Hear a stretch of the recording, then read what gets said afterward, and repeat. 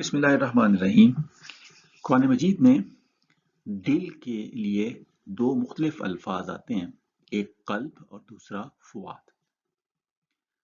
देखना यह है कि इन दोनों में फ़र्क क्या है, या यूँ कहिए कि अगर कुरान मजीद में किसी आयत में कल्ब का लफ्ज़ इस्तेमाल हो तो उसका तर्जुमा भी आमतौर पे दिल किया जाता है, और फुआद का तर्जुमा भी अक्सर तराजुम में हम दिल ही देखते हैं।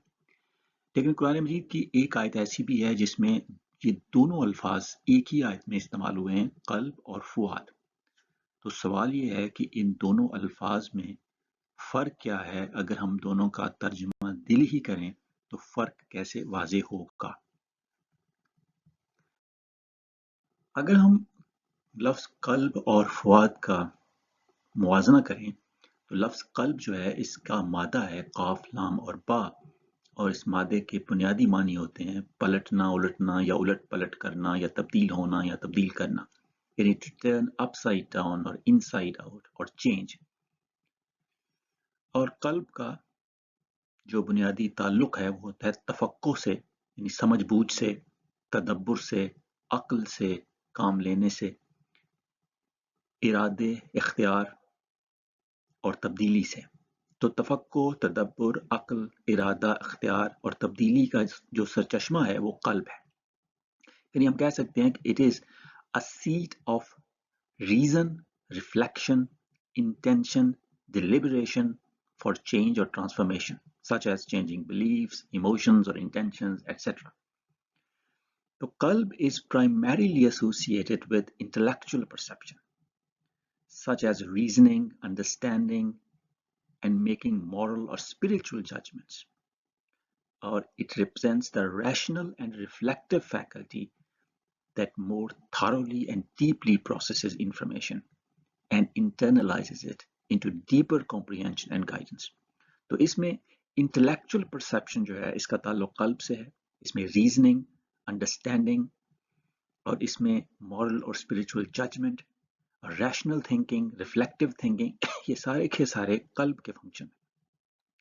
इसके मुकाबले में अगर फुआद का लफ्ज देखा जाए तो इसका मादा है फा, हमजा, दाल, और इसके बुनियादी मानी होते हैं जलना या हरारत या तपश या शिद्दत, यानी हीट या इंटेंसिटी या बर्निंग या फर्वर या ऑर्डर या पैशन। तो जो आगही, शऊर, जज्बात और एहसासात का मंबा होता है ये फुआद होता है। यानी हम ये कह सकते हैं कि Fuad is a seat of intense emotions, patience, feelings and sensory perception and emotional processing. तो जहां हमारे इमोशंस रहते हैं या पैशंस होते हैं, जहां से परवान चढ़ते हैं या जहां से निकलते हैं, या फीलिंग्स होती हैं, जहां सेंसरी परसेप्शन के साथ साथ उसकी इमोशनल प्रोसेसिंग होती है, वो जगह या वो मकाम जो है उसको हम फुआद कहते हैं। तो Fuad is mostly linked to sensory and emotional perception, such as a response to external stimuli and the experience of intense feelings or emotions. It often represents the reactive, intuitive, and emotional center of the heart, dealing with emotional intensity and overall awareness and consciousness rather than deep reflective thought. तो ये तो बुनियादी एक comparison हो गया। अब हम इनकी जरा डिटेल देखते हैं और उसके बाद फिर कुरान मजीद से इनकी एग्जांपल्स भी देखेंगे। ये जो मादा है कल्ब, इसके अगर हम मुहावरे अरब में इस्तेमाल देखें तो एक फिक्रा है काला बाहू, जिसका मानी होता है उसने उसे उल्टा पलटा, नीचे ऊपर किया या दाएं बाएं किया, या उसके अंदर को बाहर किया या बाहर को अंदर किया, यानी उसकी हालत बदली। यानी इसका बुनियादी माना होता है to alter, to change, to invert, turn upside down या टर्न इनसाइड आउट। इस तरह अगर कहा जाए अरबी में कलब तो शैया लिल इब्तिया, तो इसका मानी होता है कि मैंने खरीदारी की गर्ज से शय को उलट पलट कर जांचा। तो किसी शय को जब एग्जामिन करते हैं, एग्जामिन करने के लिए उलट पलट करते हैं, तो उसके लिए भी यही मादा इस्तेमाल होता है। फिर अगर कहा जाए कालाबल अमरा ज़ाहरन ले बतन, उसने मामले को उलट पलट कर देखा या जांचा। He considered or turned over in his mind what might be the issue or results of the affair. یعنی کسی معاملے کو الٹ پلٹ کر دیکھنا، جانچنا، جو کہ تھنکنگ کا ایک پروسیس ہوتا ہے، ایگزامن کرنے کا ایک پروسیس ہوتا ہے مینٹلی، اس کے لیے بھی یہ مادہ استعمال ہوتا ہے. اس طریقے سے اگر کہا جائے قلبہ عن وجہہ، اس کا مطلب ہوتا ہے اس نے اسے اس کے رستے، انداز یا طریق سے ہٹا دیا. He turned him away from the manner of from the course or acting or proceedings etc. قلبہ عینہ کا معنی ہوتا ہے اس نے غصے میں آنکھیں پھیر لی، اس میں بھی ٹرن اوے کا معنی آیا. قلب القوم، اس نے لوگوں کو واپس کیا. He returned the people. تو turn, return, inside out, change، اس طرح، یا ایگزامن کرنا، ٹرن کر کے اپ سائڈ ڈاؤن، ان سائڈ آؤٹ، تو یہ سارے معنی جو ہیں یہ اس مادے میں پائے جاتے ہیں. ان بنیادی معنوں کے بعد جو کہ ہم نے لغات میں دیکھے، اب ہم دیکھتے ہیں کہ قرآن مجید میں لفظ قلب کو کس طرح سے یا کس کس پیرائے میں استعمال کیا ہے. تو قلب کے جو فنکشنز ہیں یا جو افعال ہیں جو قرآن مجید میں ملتے ہیں وہ ہم دیکھتے ہیں کیا ہے. قلب کا ایک فنکشن ملتا ہے جسے ہم سماعت کہتے ہیں، یعنی کہ ایز اے گیٹ وے یا ریسیپٹر فار اینی گائیڈنس اور انڈرسٹینڈنگ. وہ الہی رہنمائی بھی ہو سکتی ہے، وہ اور معلومات بھی ہو سکتی ہیں. تو اللہ تعالیٰ نے قرآن مجید میں کہا ہے کہ وَنَطْبَعُ عَلَىٰ قُلُوبِهِمْ فَهُمْ لَا يَسْمَعُونَ، اور ہم ان کے دلوں پر ان کی بدعمالیوں کی وجہ سے مہر لگا دیں گے سو وہ حق کو سن بھی نہیں سکیں گے. تو یہاں قلوب کا جو لنک کیا گیا ہے وہ سماعت سے کیا گیا ہے. تو سماعت جو ہوتی ہے وہ گیٹ وے ہوتی ہے یا ریسیپٹر ہوتی ہے کسی بھی انفارمیشن کے آنے کے لیے. تو رہنمائی یا فہم و ادراک کا جو دروازہ یا وصول کنندہ ہے، سب سے پہلے تو یہ قلب کا فنکشن یہ ہے کہ یہ گیٹ وے ہے یا ریسیپٹر ہے کسی بھی انفارمیشن کے آنے کے لیے. یہ پہلا کام ہو گیا. اس کے بعد اگلا فنکشن جو ہے اس کا وہ ہے تفقہ. جیسے قرآن مجید میں ایک جگہ کہا ہے لہم قلوب لا یفقہون بہا، کہ وہ دل و دماغ رکھتے ہیں، قلب رکھتے ہیں، قلوب رکھتے ہیں، لیکن اس سے وہ سمجھ بوجھ کا کام نہیں لیتے. تو قلب کا ایک فنکشن ہو گیا حقائق کو سمجھنا. تو پہلے تو ریسیو کرنا، اس کے بعد ان کو سمجھنا، فہم و ادراک کرنا، یعنی انڈرسٹینڈ کرنا، کمپریہینڈ کرنا اور ان سے انسائٹس نکالنا. یہ تفقع کا کام جو ہے یہ بھی قلب کرتا ہے. پھر قلب کا ایک فنکشن ہے تدبر. قرآن مجید میں ہے کہ افلا یتدبرون القرآن ام علی قلوب اقفالها، کیا یہ لوگ قرآن میں غور و فکر نہیں کرتے یا ان کے دلوں پر ان کے تالے لگے ہوئے ہیں. تو یہاں قلب کا جو فنکشن بتایا گیا ہے وہ تدبر یا غور و فکر کرنا ہے، یعنی کانٹمپلیشن، ریفلیکشن یا پونڈرنگ. اسی طرح قلب کا ایک فنکشن عقل سے کام لینا بھی ہے. جیسے قرآن مجید میں کہا گیا کہ افلم یسیروا فی الارض فتکون لہم قلوب یعقلون بہا، تو کیا انہوں نے زمین میں سیر و سیاحت نہیں کی کہ شاید ان کھنڈرات کو دیکھ کر ان کے دل ایسے ہو جاتے جن سے وہ سمجھ سکتے. تو قلوب یعقلون بہا، قلوب کا فنکشن یہاں عقل سے کام لینا. تو عقل کے ذریعے سے سیکھنا، یعنی عقل کے ذریعے سیکھتا ہے انسان مشاہدے، غور و فکر اور استدلال سے، یعنی learning through observation, reflection and reasoning. تو زمین میں جب سیر کرنی ہے تو وہاں سارے آبزرویشن کرنی ہے، آبزرویشن کے بعد پھر مائنڈ میں ریفلیکشن کرنی ہے، پھر ریزننگ سے وہاں پہ کوئی نتائج نکالنے ہیں کہ کوئی قومیں جو تھیں وہ کیسے، پچھلی قومیں جو تھیں وہ کیسے تباہ و برباد ہوئیں، ان کا عروج و زوال کیسے ہوا، یا یہ جو کائنات میں جو مختلف اشیاء ہیں یہ ان کو سمجھنا. تو ان کے سمجھنے کے لیے جو ہے وہ عقل کا استعمال ہے. تو یہ جو عقل کا استعمال ہے یہ بھی قلب کا فنکشن ہے. یہ عقل کے ذریعے سے مشاہدے، غور و فکر یا استدلال کے ذریعے سے جو سیکھا جاتا ہے یہ بھی فنکشن ہے قلب کا. فؤاد کا فنکشن نہیں ہے، یہ قلب کا فنکشن ہے. اس طریقے سے قلب کا ایک فنکشن ہے ارادہ. تو ارادہ جہاں سے جنم لیتا ہے وہ بھی قلب ہے. جیسے قرآن مجید میں ہے کہ وَلَيْسَ عَلَيْكُمْ جُنَاحٌ فِي مَا أَخْطَأْتُمْ بِهِ وَلَكِنْ مَا تَعَمَّدَتْ قُلُوبُكُمْ، اور اس بات میں تم پر کوئی گناہ نہیں جو تم نے غلطی سے کہی، لیکن اس پر ضرور گناہ ہوگا جس کا ارادہ تمہارے دلوں نے کیا. تو دل ارادہ کرتا ہے. تو ارادہ جو ہے انٹینشن یا ڈیلیبریشن، نیت اور ارادہ، اس کا جو مرکز ہے وہ بھی دل ہے، یعنی قلب ہے. قلب سے ہی نیت اور قلب سے ہی ارادہ جنم لیتا ہے. پھر قلب کا فنکشن یہ ہے کہ وہ جو ارادہ جنم لیا اس ارادے کے بعد جو بندہ چوائس کرتا ہے، جو اخلاقی طور پہ فیصلہ کرتا ہے، مورل چوائس میک کرتا ہے، وہ بھی قلب ہی کرتا ہے. تو جیسے قرآن مجید میں ارشاد ہے کہ لا یؤاخذکم اللہ باللغو فی ایمانکم ولکن یؤاخذکم بما کسبت قلوبکم، اللہ تمہاری بےہودہ قسموں پر تم سے مواخذہ نہیں فرمائے گا مگر ان کا ضرور مواخذہ فرمائے گا جن کا تمہارے دلوں نے ارادہ کیا۔ تو یہاں کسبت قلوبکم، تو دل جو کسب کرتے ہیں، یعنی جو دل چوائس میک کرتے ہیں، جان بوجھ کے بالارادہ کوئی چیز کرتے ہیں، تو اس کے لیے بھی یعنی یہ فنکشن جو ہے وہ قلب کا لفظ استعمال ہوتا ہے کہ یہ قلب کا فنکشن ہے۔ پھر اسی طرح اگر ہم دیکھیں تو قلب ہی جو ہے وہ نصیحت حاصل کرتا ہے، جیسے اِنَّ فِی ذَلِکَ لَذِکْرَىٰ لِمَنْ کَانَ لَهُ قَلْبٌ، بے شک اس میں یعنی قرآن مجید میں یقیناً انتباہ اور تذکر ہے، نصیحت ہے اس شخص کے لیے جو صاحب دل ہے، صاحب قلب ہے، جو قلب رکھتا ہے۔ تو قلب ہی نصیحت لیتا ہے، جیسے اِنَّا نَحْنُ نَزَّلْنَا الذِّکْرَ وَإِنَّا لَهُ لَحَافِظُونَ، وَلَقَدْ يَسَّرْنَا الْقُرْآنَ لِلذِّکْرِ، کہ ہم نے قرآن کو ذکر کے لیے، نصیحت حاصل کرنے کے لیے آسان بنا دیا ہے، کوئی ہے کہ سوچ سمجھے، لیکن وہ نصیحت کون حاصل کرے گا؟ جس کا قلب ہوگا۔ تو قلب ہی وہ جگہ ہے جو نصیحت قبول کرتی ہے، اور قلب ہی وہ جگہ ہے جو ہدایت قبول کرتی ہے۔ وَمَن يُؤْمِنُ بِاللَّهِ يَهْدِ قَلْبَهُ، اور جو شخص اللہ پر ایمان لاتا ہے تو وہ اس کے دل کو ہدایت فرما دیتا ہے۔ تو نصیحت قبول کرنا یا ہدایت حاصل کرنا یا being receptive to advice and guidance, یہ بھی قلب کا فنکشن ہے۔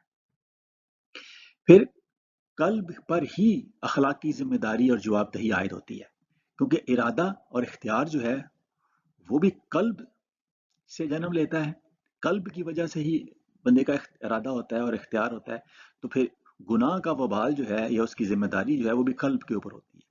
تو کہا گیا کہ وَلَا تَكْتُمُوا الشَّهَادَةَ وَمَن يَكْتُمْهَا فَإِنَّهُ آثِمٌ قَلْبُهُ، اور تم گواہی نہ چھپایا کرو، اور جو شخص گواہی چھپاتا ہے تو یقیناً اس کا دل یعنی قلب گناہگار ہے۔ تو یہاں اسم جو ہے، جو مورل رسپانسبلٹی ہے اور ایتھیکل اکاؤنٹیبلٹی ہے، جو گناہ ہے، وہ قلب کے ذمے لگا ہوا ہے، کیونکہ ارادہ بھی قلب سے ہی نکلتا ہے۔ تو جہاں ارادہ ہوگا وہیں ارادہ اور اختیار ہوگا، وہیں اخلاقی ذمہ داری اور جواب دہی ہوگی، رسپانسبلٹی اور اکاؤنٹیبلٹی بھی وہیں پہ ہوگی۔ اب قلب جو ہے اس کا معنی چونکہ الٹنا پلٹنا، چینج، تبدیلی ہے، تو قلب ایک حالت میں نہیں رہتا، اس کی حالتیں مختلف ویری کرتی رہتی ہیں۔ تو اب ہم دیکھتے ہیں کہ قرآن مجید میں قلب کی مختلف حالتوں اور کیفیات کی کچھ مثالیں ہیں، وہ کیا ہیں؟ مطلب جو اطمینان کی ایک حالت ہوتی ہے، وہ قلب کی حالتوں میں سے ایک حالت ہے۔ اس لیے تسکین قلب جو ہے یہ قلب کی ایک اور حالت ہے، قلب کی تسکین، قلب کا اطمینان۔ اسی طرح جو کینہ، دشمنی، بغض، نفرت یا تنگ دلی کی جو فیلنگز ہوتی ہیں، یہ بھی قلب اس کا منبع ہوتا ہے، یعنی یہ بھی قلب اس کا سینٹر ہوتا ہے۔ جو بغض ہوتا ہے، جو عداوت ہوتی ہے، دشمنی ہوتی ہے، یہ بھی قلب میں ہوتی ہے۔ جو نفرت ہوتی ہے، تنگ دلی ہوتی ہے، یہ بھی قلب میں ہوتی ہے۔ تو قلب یعنی اس کی حالت چینج ہوتی رہتی ہے، سچویشن میں، مختلف سچویشن میں، مختلف حالات میں، یہ یا مختلف لوگوں میں اس کی حالت جو ہے وہ مختلف ہوتی ہے، اور ایک انسان میں بھی یہ حالت بدلتی رہتی ہے۔ اس طریقے سے جو روب ہوتا ہے، روب، دہشت، وحشت، ڈر اور خوفزدگی، یہ بھی قلب میں ہی ہوتی ہے، فؤاد میں نہیں ہوتی۔ روب اس طریقے سے ہدایت کے بعد اگر انحراف یا گمراہی اختیار کرتا ہے تو وہ بھی قلب اختیار کرتا ہے۔ اسی طریقے سے جو ایمان ہوتا ہے یہ بھی قلب میں ہوتا ہے، جو حقیقی ایمان ہوتا ہے، اور جو کفر ہوتا ہے یہ بھی قلب میں کفر ہوتا ہے۔ اور اسی طریقے سے قلب کی ایک حالت شفقت اور رحمت بھی ہے، اور قلب کی ہی حالت ایک جو ہے وہ سختی بھی ہے، یعنی جینٹلنس اور کمپیشن بھی قلب میں ہوتا ہے، اور اگر سختی ہے تو وہ بھی دل میں ہوتی ہے یا قلب میں ہوتی ہے۔ تو مختلف حالتیں قلب کی بدلتی رہتی ہیں۔ حمیت جو ہے یہ متکبرانہ ہٹ درمی ہے، یا جاہلیت کے دور کی جو ضد اور غیرت کا تصور تھا، حمیت، یہ بھی جو ہے اس طرح کی جو فیلنگز ہیں یہ بھی قلب میں ہوتی ہیں۔ اس طریقے سے جو نفاق یا اس طرح کے سائیکولوجیکل ڈس آرڈرز ہوتے ہیں، ان کا جو جگہ ہے، سیٹ جو ہے وہ بھی قلب ہوتا ہے۔ تو قلب کے امراض ہوتے ہیں جن میں نفاق سب سے بڑی بیماری ہے، جھوٹ سب سے بڑی بیماری ہے، نفاق سب سے بڑی بیماری ہے، اور جھوٹ جو ہے وہ نفاق یعنی جو منافق ہوتا ہے وہ جھوٹا بھی ہوتا ہے۔ تو نفاق بھی قلب میں ہوتا ہے، شک بھی قلب میں ہوتا ہے، ریبا جسے کہتے ہیں. اسی طریقے سے جو الفت ہوتی ہے یہ بھی قلب میں ہوتی ہے، اور دشمنی جو ہوتی ہے وہ بھی قلب میں ہوتی ہے، اور حسرت بھی قلب میں ہوتی ہے. حسرت کی ایک حالت یہ جو قلب کی ایک حالت جو ہے وہ حسرت بھی ہے. اس طریقے سے جو تند خوئی کے بعد جو سخت دلی ہوتی ہے، بے رحمی ہوتی ہے، یعنی ایسا دل جو شفقت اور نرمی سے خالی ہو جاتا ہے، تو وہ بھی دل جو ہے وہ قلب ہی ہوتا ہے. جو غصہ ہے یہ بھی قلب میں ہوتا ہے. اسی طریقے سے جو اللہ تعالیٰ کے ذکر سے جو دلوں کے اوپر جو خوف زدگی یا ہیبت طاری ہوتی ہے وہ بھی قلب پہ ہوتی ہے. تقوی جو ہے وہ بھی قلب میں ہوتا ہے. اور جو پاکیزگی ہوتی ہے جسم کے علاوہ، جو دماغ کی یا دل کی کہہ لیں، وہ بھی قلب کی پاکیزگی ہوتی ہے. خیالات کی پاکیزگی وہ قلب کی پاکیزگی ہوتی ہے. اور وہ قلب ہی وہ جگہ ہے جہاں جس کے اوپر اللہ تعالیٰ نے نبی کریم صلی اللہ علیہ وسلم کے قلب کے اوپر ہی قرآن مجید نازل کیا. تو قلب ہی وہ جگہ ہے جس کے بارے میں کہا کہ فَإِنَّهُ نَزَّلَهُ عَلَىٰ قَلْبِكَ بِإِذْنِ اللَّهِ، اس نے تو اس قرآن کو آپ کے قلب پر اللہ کے حکم سے اتارا. اور قلب بھی ہوتا ہے جو کہ رجوع کرتا ہے یا لوٹتا ہے اللہ تعالیٰ کی طرف، اور قلب بھی ہوتا ہے جو بے عیب ہو کے اللہ تعالیٰ کی طرف اگر آتا ہے اور اللہ تعالیٰ کے احکام کے سامنے سر تسلیم خم کرنے والا قلب سلیم بے عیب دل جو اللہ تعالیٰ کے احکام کے سامنے سر تسلیم خم کرتا ہے، وہ بھی قلب کی کیفیت ہوتی ہے. اب ہم دیکھتے ہیں قلب کے بعد فؤاد. یہ جو فؤاد ہے اس کا مادہ ہوتا ہے فا حمزہ یا فا الف دال. محاورہ عرب میں ایک جملہ ہے فعاد اللحم فی النار، جس کا معنی ہوتا ہے اس نے گوشت کو آگ میں بھونا. He roasted the flesh meat in the fire. لحم فعید کہتے ہیں آگ میں بھنے ہوئے گوشت کو، یعنی روسٹڈ میٹ کو. اب روسٹڈ میٹ ظاہر را نہیں ہوتا بلکہ کوکڈ ہوتا ہے اور ریڈی فار ایٹنگ ہوتا ہے. تو یہ جو تفاعد ہے یہ لفظ جذبے، شوق اور جلنے کے تصور سے ماخوذ ہے جو دل کی جذباتی اور روحانی شدت کی علامت ہے.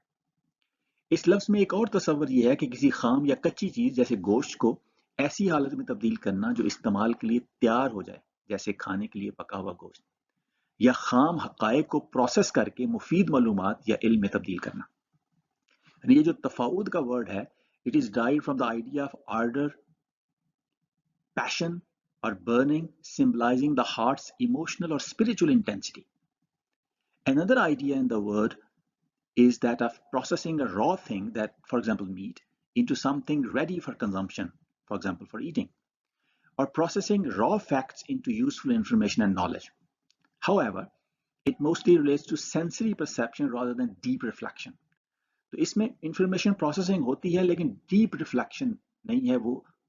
وہ تدبر جو ہوتا ہے یا تفکر جو ہوتا ہے وہ قلب کی خصوصیت ہے.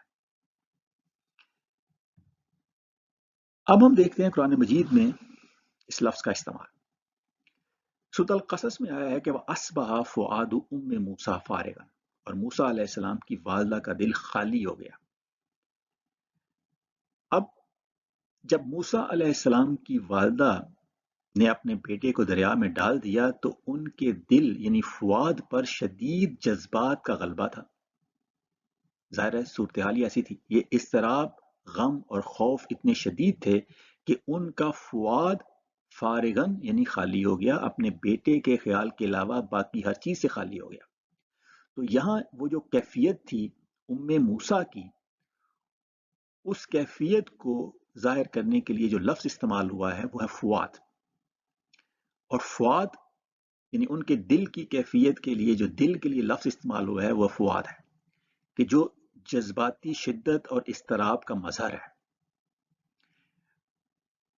اور یہ ان کی ایسی اسٹیٹ تھی جس میں state of being overwhelmed by a single thought اور ایموشن. تو جو ایک اسٹیٹ جب اس میں بہت سارے ایموشنز کی انٹینسٹی آ جائے تو اس کو جو ریپرزینٹ کرتا ہے دل، اس کو فؤاد کہتے ہیں. تو یہاں پہ اس ٹکڑے میں یہاں پہ فؤاد کا ذکر آیا، قلب نہیں آیا، قلب ام موسیٰ نہیں آیا بلکہ فؤاد फुआद उम्मे मूसा आया। फुआद दिल का वो हिस्सा या दिल का वो पहलू जो जज्बाती शिद्दत और इज़्तिराब का मजहर है। इसमें इमोशनल इंटेंसिटी पाई जाती है, और जब वो फीलिंग, जब बंदा ओवरवेल्म हो जाए किसी खास जज्बे की वजह से। फिर आगे है कि इन कादत लतुब्दी बिही,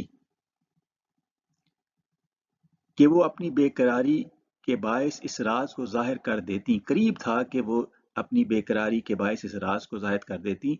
लौला अन रबतना अला कल्बिहा, अगर हम उनके दिल पर सब्र और सुकून की कुव्वत न उतारते।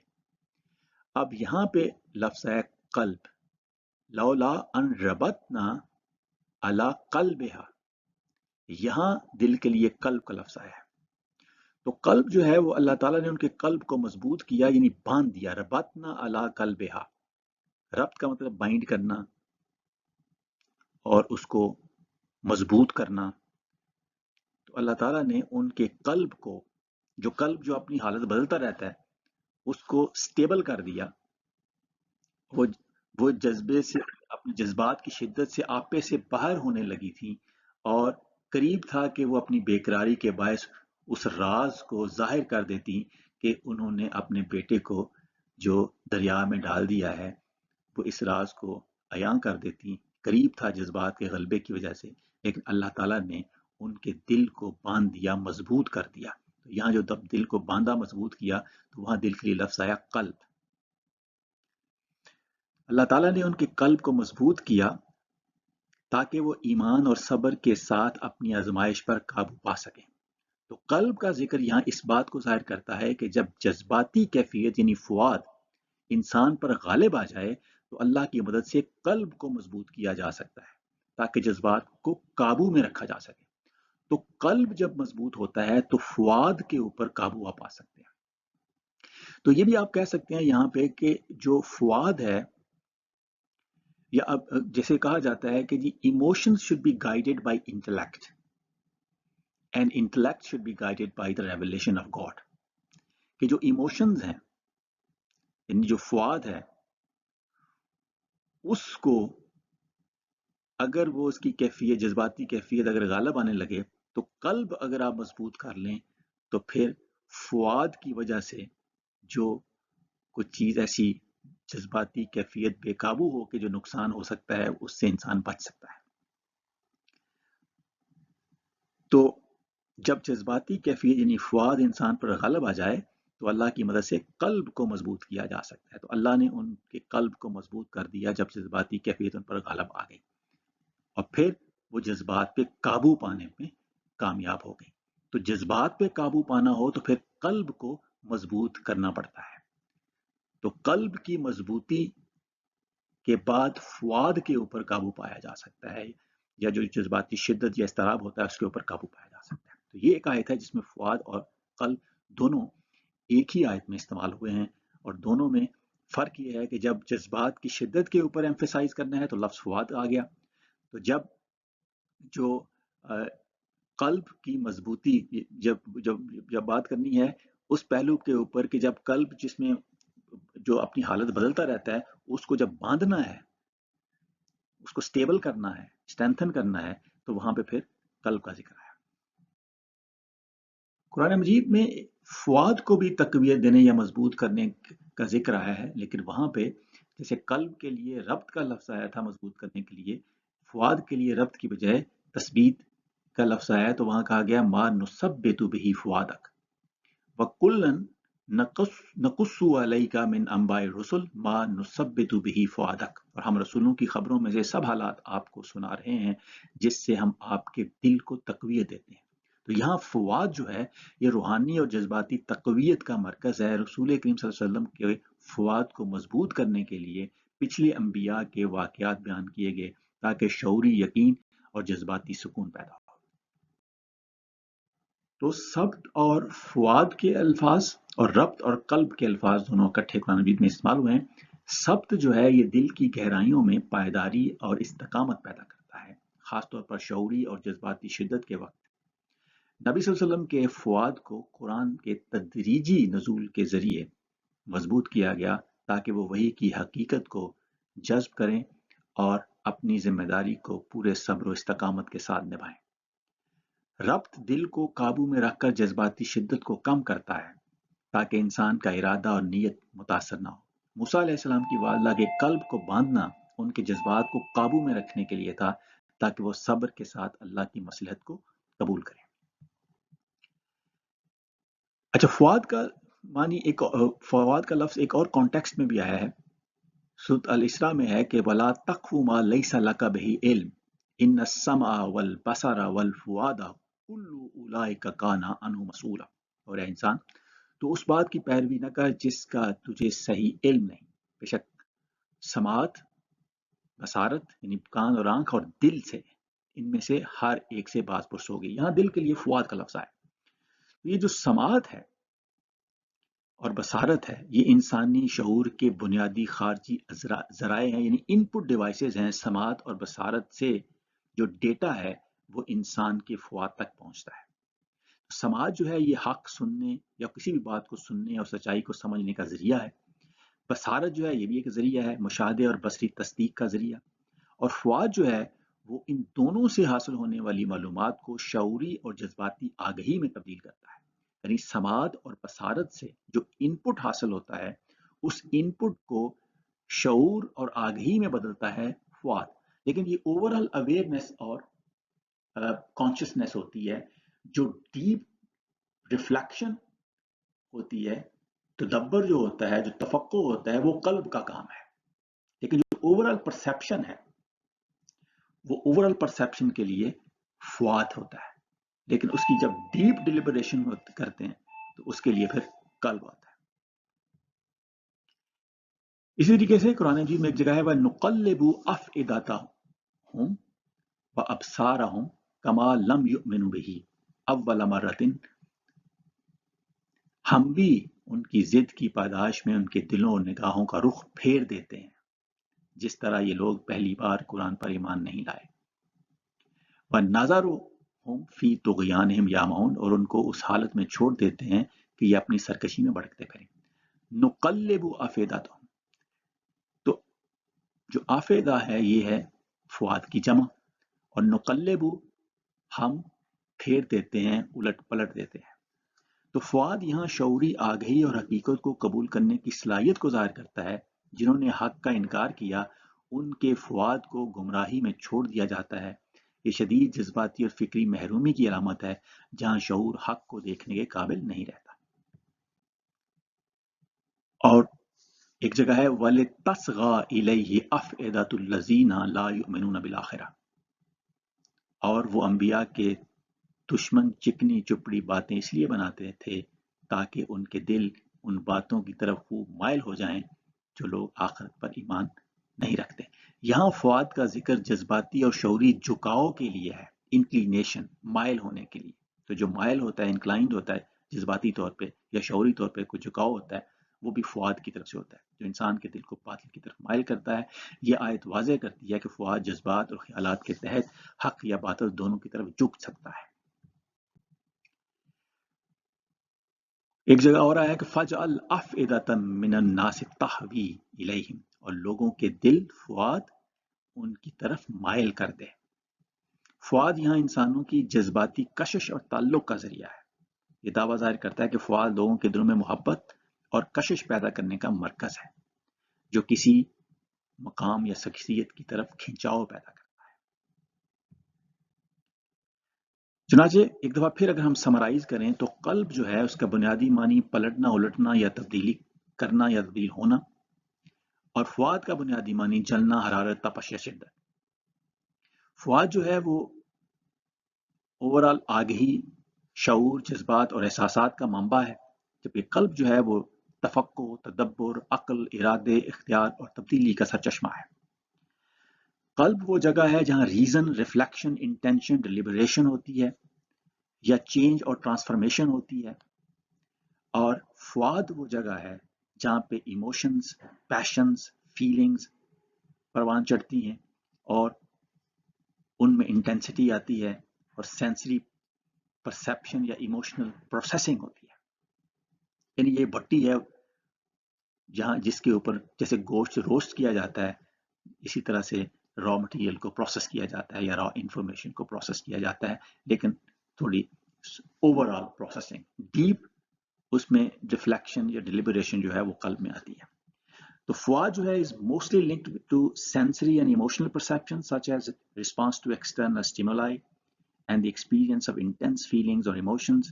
It often represents the reactive, intuitive, and emotional center of the heart, dealing with emotional intensity and immediate awareness and consciousness rather than deep reflective thought. On the other hand, qalb is primarily associated with intellectual perception, such as reasoning, understanding, and making moral and spiritual judgments. It represents the rational and reflective faculty that more thoroughly and deeply processes information and internalizes it into deeper comprehension and guidance. تو جیسے English میں mind اور heart کے الفاظ استعمال ہوتے ہیں، اور مائنڈ زیادہ تر جب ریزن اور ریشنل کی بات کرنی ہو تو پھر مائنڈ کا لفظ بول دیا جاتا ہے جس کی ترجمانی کچھ حد تک قلب کرتا ہے، اور دوسرا جب ہارٹ کا لفظ استعمال کیا جائے تو وہاں تھوڑے سے جذبات کی عکاسی ہو جاتی ہے. تو آج ہم نے کوشش کی کہ قلب اور فؤاد کے فرق کو سمجھا جائے کہ قرآن مجید نے ان دونوں الفاظ کو کس طرح سے استعمال کیا ہے. وعلینا البلاغ المبین.